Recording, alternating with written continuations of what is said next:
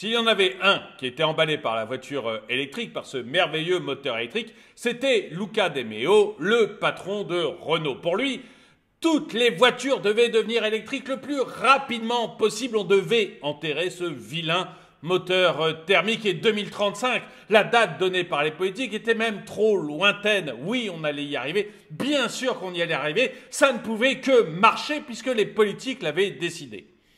Seulement voilà. Luca De Meo vient juste de se heurter à la réalité qu'il a pris comme un énorme mur dans le nez et du coup, il change totalement de position. Bonjour et bienvenue dans cette nouvelle vidéo de DME en direct. Comme toujours, si vous n'êtes pas abonné, je vous suggère de le faire et de cliquer sur la cloche pour être prévenu lorsque je sors une nouvelle vidéo. Et si je souris, c'est parce que je ne peux pas m'empêcher d'aimer la réalité. Vous savez, la réalité, c'est quand on se cogne. Et j'adore ça parce que ça ne fait jamais un pli. Les gens qui sont uniquement dans le rêve, dans la bien-pensance, dans le badge « je pense vert », ces gens-là se prennent toujours le mur de la réalité. Et si je souris, c'est que c'est arrivé au patron de Renault lui-même. Vous savez, j'ai souvent critiqué Renault sur cette chaîne parce que je n'y crois pas. Voilà, Renault, pour moi, c'était une entreprise absolument fantastique du temps de Carlos Ghosn. Quoi qu'on pense de Carlos Ghosn, quoi qu'il ait fait, même pour l'instant, à ma connaissance, il n'a pas été jugé coupable, mais même s'il est coupable, peu importe. Il avait fait de son entreprise une entreprise exceptionnelle et le premier fabricant de voitures au monde. Et puis, il s'est fait débarquer. Bon, je ne vais pas revenir sur pour qui et pourquoi et comment. Mais il doit dire merci Macron de temps en temps. Et on a mis à sa place un homme que moi je juge être un politique. Je me trompe peut-être, mais pour moi c'est plus un politique qu'un constructeur de bagnole, ce mec-là. Et il a, évidemment, dès que Emmanuel Macron dit quelque chose, Luca De Meo est là pour lui embrasser la babouche. Il faut dire que comme c'est Emmanuel Macron qui a expulsé Ghosn avec pertes et fracas avant, bah voilà, maintenant Luca De Meo a bien compris que le politique est fort. Et du coup, Luca De Meo était à fond sur la voiture électrique. Et puis voilà, là il vient de prendre un mur et il se dit non mais finalement c'est pas bon, on va peut-être pouvoir discuter, c'est peut-être une mauvaise idée, il faut peut-être changer d'avis, etc. Le mur des réalités qui s'appelle le consommateur. Allons voir ça. La récente volte-face de Luca De Meo, président de Renault et de l'ACEA, alors l'ACEA c'est l'association des constructeurs européens d'automobiles, donc c'est tous les constructeurs européens qui sont en association, sur la question de l'interdiction des moteurs thermiques en Europe d'ici 2035, a semé le trouble dans l'industrie automobile, initialement en faveur d'une transition vers l'électrification totale. Mais si vous voulez savoir ce que pense De Meo, il suffit de regarder ce que pense Macron et vous vous dites, ah bah De Meo, il doit penser la même chose. Voilà, c'est peut-être un peu dur, mais c'est vraiment l'opinion. Alors c'est qu'une opinion, etc., mais c'est vraiment l'opinion que j'ai de ce bonhomme. Plus un politique qu'un constructeur automobile. Initialement, donc, en faveur d'une transition vers l'électrification totale, De Meo a récemment suggéré qu'un report de cette échéance pourrait être nécessaire, mettant ainsi en lumière les défis auxquels est confrontée l'industrie européenne de l'automobile. Excusez-moi, allons-y, toc, toc, toc. Les propos de Luca De Meo soulignent les tensions entre des ambitions affichées des constructeurs automobiles et les réalités du marché. Alors, les ambitions affichées de Luca De Meo et de Renault et des hommes politiques surtout, parce que c'est eux qui ont ces ambitions, et la réalité du marché, c'est-à-dire le consommateur. Et quand je dis qu'il faut toujours regarder le consommateur et arrêter d'essayer de lui forcer la main, vous allez voir. Alors que Renault avait précédemment exprimé son engagement envers l'électrification, la récente déclaration de De Meo, ou c'est De Meo, je ne sais pas comment on le dit, bon, moi je continue avec De Meo. De Meo remet en question la faisabilité de cet objectif dans le délai imparti. Cette évolution de position met en évidence les pressions concurrentielles et les défis logistiques auxquels est confrontée l'industrie automobile dans sa transition vers de nouvelles technologies. L'appel de DEMEO, un report de l'interdiction des moteurs thermiques, met en lumière les préoccupations des constructeurs quant à la capacité de respecter les exigences réglementaires tout en maintenant leur compétitivité sur le marché.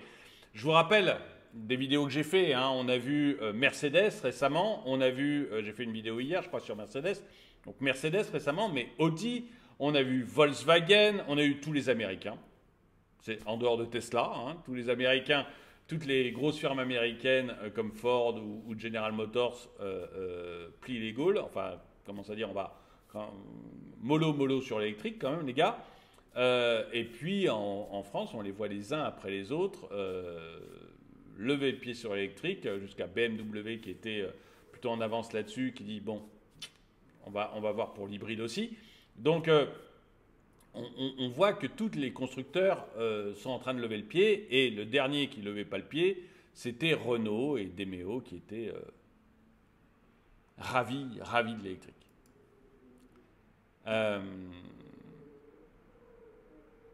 Mais voilà, donc effectivement, le marché n'est pas là, quoi. Les gens excusez-moi, mais leur problème, c'est qu'en fait, il n'y a pas de clients. C'est-à-dire que les clients sont de plus en plus restrictions, ça devient de plus en plus dur d'aller les trouver, et ils voient tous qu'en fait, les clients achètent massivement plutôt du diesel ou de l'essence et pas de l'électrique, et qu'ils veulent du diesel et de l'essence. Donc une fois que vous avez convaincu tous les premiers acheteurs, bah, il reste tous ceux qui sont passionnés, soit qui sont écolos, soit qui sont passionnés par les nouvelles technologies, quoi. Que l'électrique, ça a été créé en même temps que le thermique, hein, donc, mais bon, voilà, on arrive à faire croire que c'est une nouvelle technologie. Tous ces gens-là, une fois que vous avez convaincu et qu'ils ont acheté les voitures électriques, bah, les nouveaux, ça devient compliqué. Et puis, il y a une autre vidéo que j'ai en préparation, dans laquelle vous allez voir que, en fait, plus de la moitié de ceux qui ont acheté une voiture électrique sont déçus de l'achat. Plus de la moitié. Donc en fait, fatalement, ils ne sont pas prêts d'en racheter une. Donc, enfin, il y a de bonnes chances qu'ils n'en rachètent pas une. Ils vont revenir au thermique pour au moins une partie d'entre eux. Donc forcément, bah, devant la réalité des consommateurs, les constructeurs disent « mais on n'y arrivera jamais, en fait, votre truc, ça ne marche pas, faut arrêter les bêtises ». Et c'est vrai que dans des pays où on arrête de subventionner massivement l'électrique, on voit bien que le consommateur, il veut du thermique. Alors que l'industrie continue à faire des investissements considérables dans l'électrification, des incertitudes persistent quant à la disponibilité des infrastructures de recharge et la demande du marché pour les véhicules électriques. Dans ce contexte, la position de l'ACEA reflète les défis complexes auxquels est confrontée l'industrie automobile européenne, alors que les constructeurs s'efforcent de répondre aux exigences réglementaires et aux attentes des consommateurs.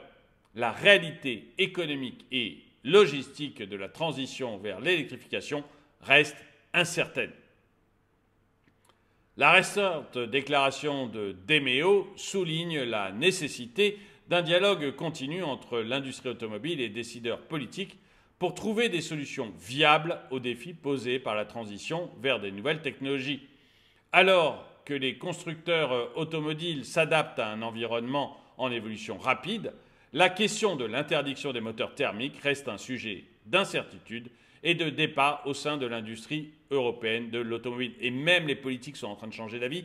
Le plus gros parti politique actuellement, le PPE, je crois, représenté à Bruxelles, dit dans sa campagne pour les élections de juin qu'ils remettront en cause la date de 2035 et qu'ils la vireront à beaucoup plus tard parce que ce n'est pas réaliste. Mais si vous voulez, ce n'était pas réaliste dès le début. Hein. Dès qu'elle a été mise, j'ai dit qu'on n'y arriverait pas, que ce n'était pas possible. Et je n'étais pas le seul. Beaucoup de constructeurs automobiles disaient mais c'est complètement fou de faire des trucs comme ça.